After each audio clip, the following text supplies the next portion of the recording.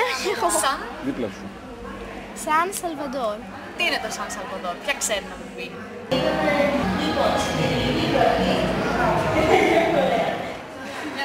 Τα έδινα, μπράβο. Είμαστε όλοι μαζί. Είμαστε διαφορετικοί, αλλά αγαπάμε αυτή τη διαφορετικότητα. Είναι πάρα πολύ σημαντική γιατί η πόλη στην οποία ζούμε, η Θεσσαλονίκη δηλαδή, έχει γίνει πια πολύ πολιτισμική πόλη. Και εύχομαι να συνεχιστεί και εμείς κάθε χρόνο θα φροντίζουμε κάτι να κάνουμε για να συμμετέχουμε. Avanti και εκεί. Πόσο καιρό μένετε στην Ελλάδα?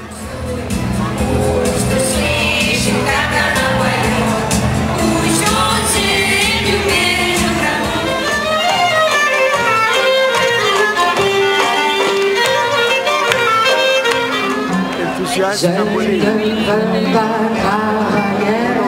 Δεν δάκρυσα το συγκρότημα του Κυπριακού.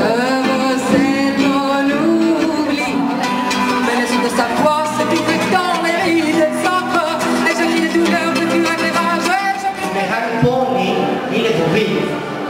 Αυτός που δεν τολμάει τίποτα, δεν χρειάζεται ελπίδα για τίποτα.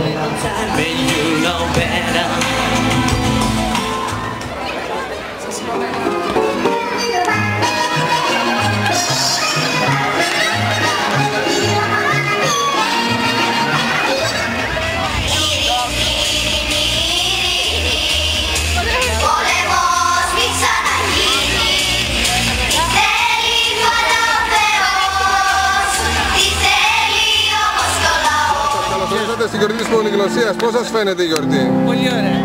Πάρα πολύ όμορφα και ελπίζω να συνεχιστεί.